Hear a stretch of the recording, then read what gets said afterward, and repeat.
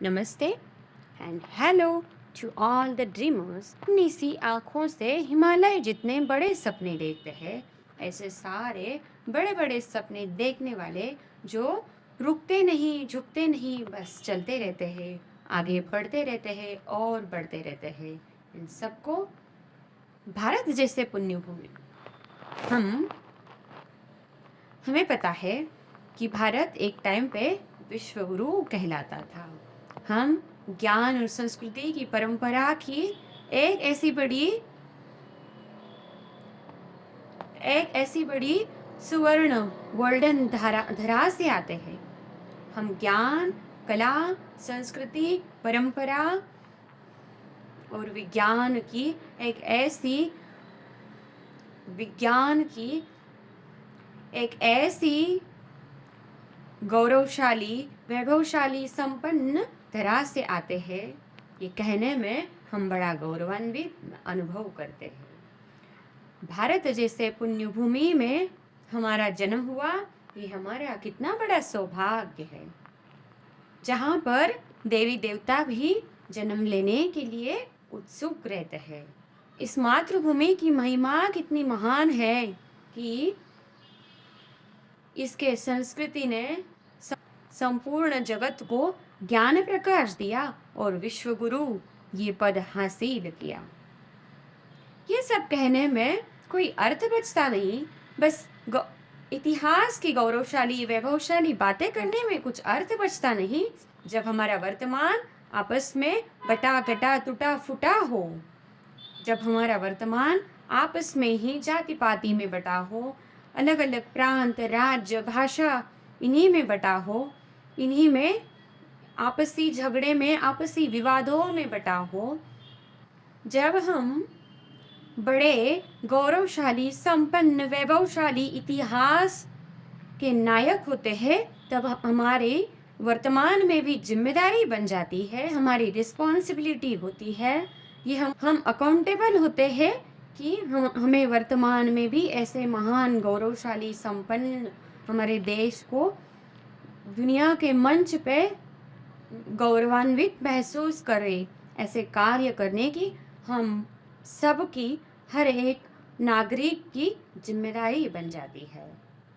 क्योंकि जब हमारा इतिहास इतना गौरवशाली और महान होता है, तो हमें हमारे भविष्य के लिए भी ऐसा ही गौरवान्वित वर्तमान बनाना होगा। तब जाके हम भविष्य में भी इतिहास की बातें कर पाएंगे।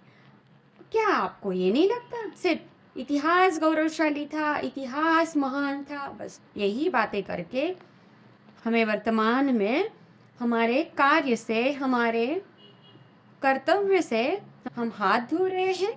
नहीं, हमें ये बिल्कुल नहीं करना चाहिए। हमें आइडियली, एक्चुअली वर्तमान को भी गौरवान्वित करना चाहिए। ऐसे वो कहते हैं ना कि जिसका इतिहास गौरवशाली होता है, उसका वर्तमान भी गौरवशाली होता है और भविष्य तो उसी का भविष्य चमकता है, उसी का भविष्य हमेशा महान होता है। लेकिन क्या वर्तमान को और भविष्य को महान बनाने के लिए वर्तमान में हमारे जो नागरिक है, युवा, बालक, महिला और बूढ़े बुजुर्ग, इन सब की जिम्मेदारी नहीं है कि हम अपना काम, अपना कर्तव्य पूरी जिम्मेदारी से, पूरी लगन से और मेहनत से पूरा करें। चाहे हम वैज्ञानिक हो, हम रिसर्च करते हो, साइंटिस्ट हो, चाहे हम डॉक्टर हो, मेडिकल ऑफिसर्स हो, आईटी इंजीनियर्स हो, सिविल इंजीनियर्स, इंफ्रास्ट्रक्चर में अलग अलग जगह पे काम करने वाले, चाहे हम मजदूर हो या कंपाउंडर हो, चाहे हम नेता हो या राजनेता, हम गरीब घर से हो या अमीर घर से, हमारा जिम्मेदारी बनता है, ये हमारा अकाउंटेबिलिटी बनता है कि हमने अपना कर्तव्य पूरी मेहनत और पूरी लगन से और पूरा सिंसेरिटी के साथ कंप्लीट करना है। तब जाके हम हमारा भविष्य उज्जवल और महान बना सकते हैं।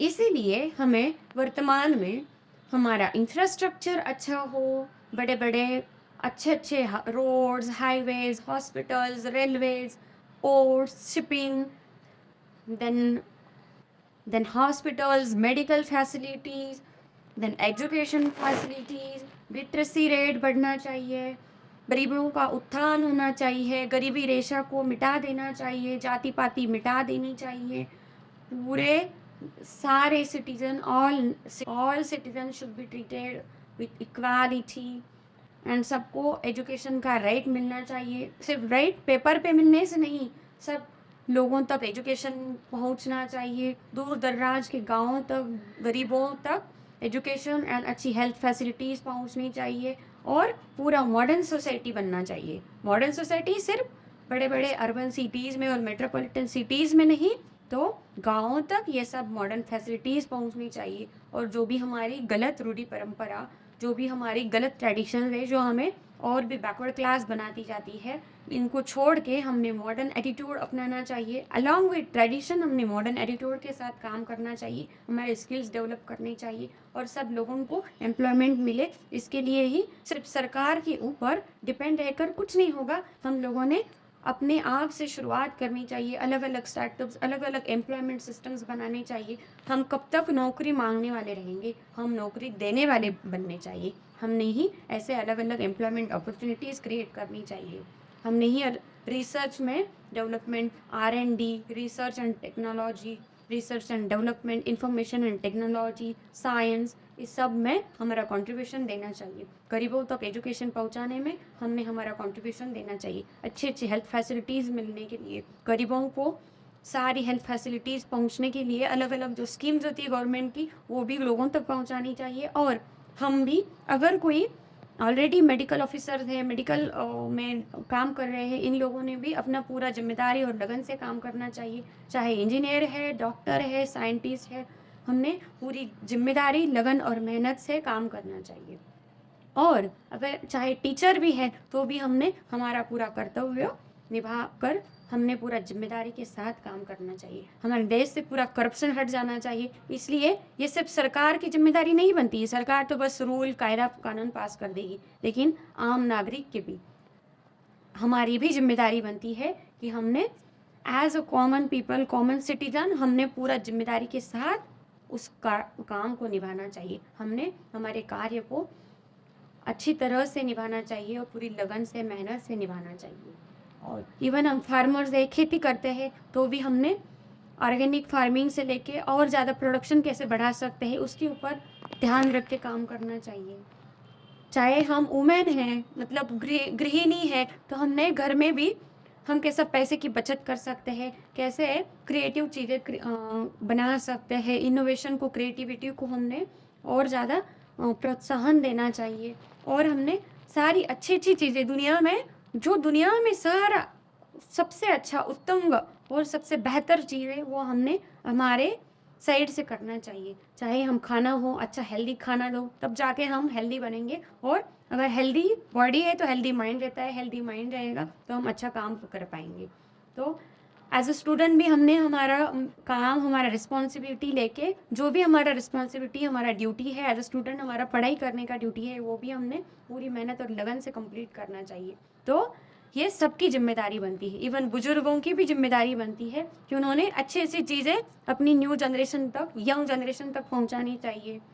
तो इतिहास से जो सब सीखा है, इतिहास से जो लेसन लिया है, जो सीख मिली है, ये सिर्फ किताबों तक या पेपर तक सीमित नहीं रहे, बल्कि आम लोगों तक, सारे कॉमन मैन, स्टूडेंट, सिटीजन, सारे लोगों तक पहुंचना चाहिए। और वहाँ से हमें हमारा स्ट्रॉन्ग, मॉडर्न, डेवलप ऐसा फ्यूचर बनाने के लिए, गौरवान्वित, वैभवशाली फ्यूचर बनाने के लिए हमारा वर्तमान भी वैसा बनाना चाहिए।